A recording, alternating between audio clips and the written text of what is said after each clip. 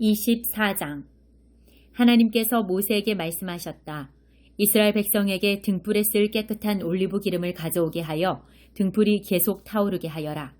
아론은 이 등불을 회막 안 증거궤를 가리는 휘장 앞에 두어 저녁부터 아침까지 하나님 앞에서 계속 타오르게 해야 한다.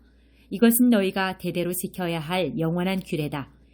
아론은 이 등불을 하나님 앞 순금 등잔대 위에 두어 계속 타오르게 해야 한다. 너는 고운 곡식가루를 가져다가 빵 한 개당 가루 4리터를 들여 빵 12개를 부어라. 그 빵들을 하나님 앞 순금상 위에 한 줄에 6개씩 두 줄로 차려 놓아라. 각 줄을 따라 순전한 향을 발라 그 빵을 기념물로 삼아라. 이것은 하나님에게 바치는 제물이다. 안식일마다 그 빵을 하나님 앞에 차려 놓아야 한다. 이것은 이스라엘 자손이 지켜야 할 영원한 언약이다. 그 빵은 아론과 그의 아들들 몫이 되고 그들은 그 빵을 거룩한 곳에서 먹어야 한다. 그 빵은 하나님에게 바친 제물에서 온 것으로 그들의 목 가운데서 지극히 거룩한 것이다. 이것은 영원히 지켜야 할 규례다. 어머니는 이스라엘 사람이고 아버지는 이집트 사람인 한 남자가 있었다. 하루는 그가 외출하여 이스라엘 사람들에게로 갔는데 진 안에서 그와 어떤 이스라엘 사람 사이에 싸움이 일어났다. 그 이스라엘 여인의 아들이 하나님의 이름을 모독하고 저주했다. 그러자 사람들이 그를 끌고 모세에게로 왔다. 그의 어머니 이름은 슬로밋인데 단지파 디브리의 딸이었다. 사람들은 그를 가두어두고 하나님의 뜻이 그들에게 드러나기를 기다렸다. 하나님께서 모세에게 말씀하셨다. 하나님을 모독한 그 자를 진 밖으로 끌어내라. 그가 한 말을 들은 사람은 모두 그의 머리에 손을 얹은 다음 온 회중이 그를 돌로 쳐서 죽여라. 너는 이스라엘 자손에게 이렇게 일러주어라. 누구든지 하나님을 저주한 자는 그 책임을 져야 한다. 누구든지 하나님의 이름을 모독한 자는 사형에 처해야 한다. 온 회중이 그를 돌로 쳐서 죽여야 한다. 외국인이든 본국인이든 하나님의 이름을 모독한 자는 사형에 처해야 한다. 누구든지 사람을 때려 죽게 한 사람은 사형에 처해야 한다. 다른 사람의 짐승을 죽인 사람은 그것을 물어주어야 한다. 생명은 생명으로 갚아야 한다. 누구든지 이웃에게 상처를 입힌 사람은 자신이 입힌 만큼 되받게 될 것이다. 골절에는 골절로, 눈에는 눈으로, 이에는 이로 되받게 될 것이다. 이웃에게 상처를 입힌 만큼 그 자신도 상처를 입게 될 것이다. 짐승을 때려 죽게 한 자는 그것을 물어주어야 한다. 그러나 사람을 때려 죽게 한 사람은 사형에 처해야 한다. 여기에 예외는 없다.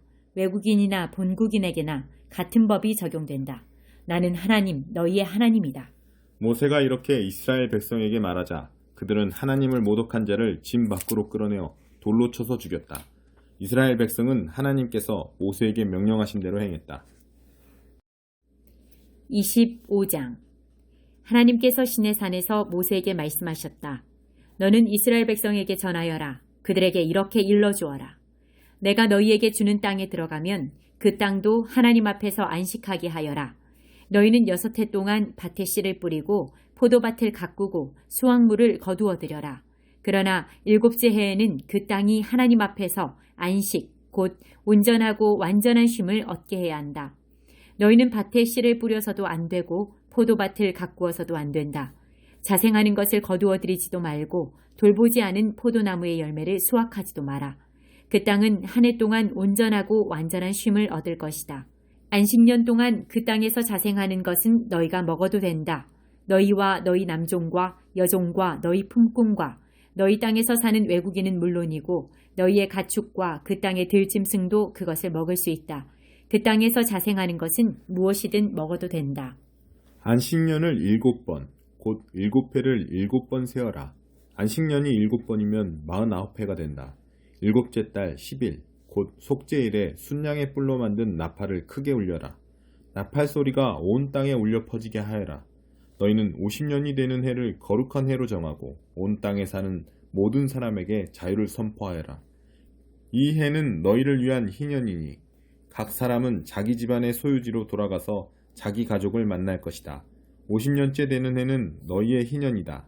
씨를 뿌리지도 말고 밭에서 자생하는 것을 거두지도 말고 돌보지 않은 포도나무의 열매를 수확하지도 마라. 그 해는 희년이고 너희에게 거룩한 해이기 때문이다. 너희는 밭에서 자생하는 것은 무엇이든 먹어도 된다. 이 희년에는 모든 사람이 자기 집안의 소유지로 돌아가야 한다. 이웃에게 소유물을 팔거나 이웃에게서 소유물을 살 때는 이웃을 속이지 마라.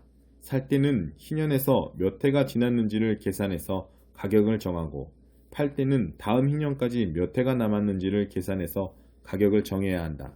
희년까지 횟수가 많이 남았으면 큰 돈이 되니 값을 올릴 수 있다. 하지만 횟수가 적게 남았으면 돈이 덜 되니 값을 내려라. 실제로 너희가 사고 파는 것은 곡물을 수확할 수 있는 횟수인 것이다. 너희는 서로 속이지 말고 너희 하나님을 두려워하여라. 나는 하나님, 너희 하나님이다. 나의 규례를 지키고 나의 법도를 따라 살아라. 그러면 너희가 그 땅에서 안전하게 살 것이다. 그 땅은 열매를 낼 것이고 너희는 온갖 먹을거리를 얻고 아무 걱정 없이 안전하게 살게 될 것이다.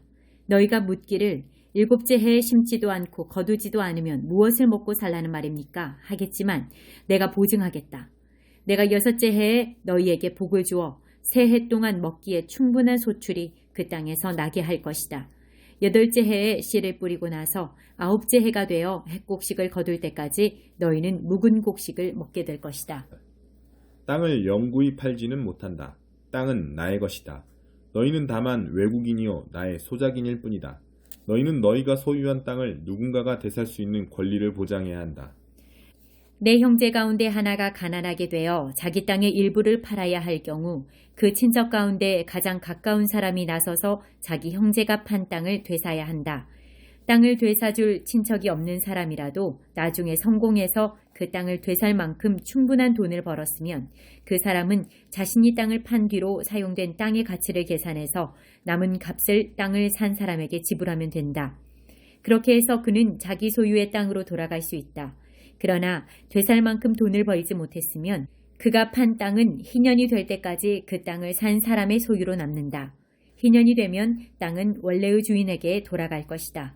그때 그는 자기 땅으로 돌아가 그 땅에서 살아갈 수 있다. 성곽 안에 있는 집을 판 경우 판지 한 해가 다 차기까지는 되살 권리가 있다. 한 해 동안은 언제든 되살 수 있다. 하지만 한 해가 다 지나도록 되사지 못하면 그 집은 영원히 구입한 사람과 그 자손의 소유가 된다. 그 집은 희년이 되어도 원래의 주인에게 돌아가지 않는다. 그러나 성곽이 없는 마을에 있는 집은 밭과 마찬가지로 처리할 것이다. 그 집은 언제든 되살 수 있고 희년에는 원래의 주인에게 돌아가야 한다. 레위인 성읍의 경우에는 성읍 안에 있는 그들 소유의 집은 언제든 되살 수 있다. 레위인의 집은 그들 소유의 성읍에서 판 것이면 언제든 되살 수 있고 희년이 되면 원래의 주인에게 돌아간다. 레위인의 성읍에 속한 목초지는 그들의 영원한 소유지이므로 팔 수 없다. 너희 형제 가운데 누가 가난하게 되어 자기 힘으로 살아가지 못하는 사람이 있으면 외국인이나 손님을 돕듯이 그를 도와주어라. 그래서 그가 너희 동네에서 계속 살 수 있게 해주어라. 그에게 이자를 받아 돈을 벌려고 하지 마라. 너희 하나님을 경외하는 마음으로 너희 형제가 너희와 한 동네에서 함께 살 수 있게 해주어라. 그의 공경을 이용하여 과도한 이자를 얻으려고 돈을 빌려주거나 이득을 보려고 양식을 구워주어서는 안 된다. 나는 가나안 땅을 너희에게 주어 너희 하나님이 되려고 너희를 이집트에서 이끌어낸 너희 하나님이다. 너희 형제 가운데 누가 가난하게 되어 자신의 몸을 너희에게 팔아야 할 경우 그를 종 부리듯 하지 말고 품꾼이나 너희 가운데 머무는 손님처럼 대하여라. 희년이 될 때까지 그가 너희를 위해 일할 것이다. 희년이 되면 그는 자녀들과 함께 마음 놓고 자기 친척과 조상의 땅으로 돌아갈 수 있다.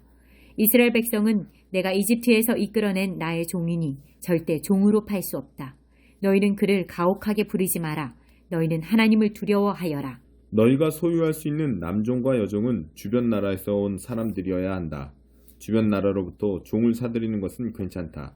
일시적으로 너희와 함께 사는 외국인 노동자의 자녀들은 사들여도 된다. 너희 땅에서 태어나 너희 가운데 사는 그들의 친척에게서 사들일 수도 있다. 너희는 그들을 너희 소유로 삼아 너희 자녀에게 재산으로 물려줄 수 있고 그들이 사는 동안 종으로 부릴 수도 있다.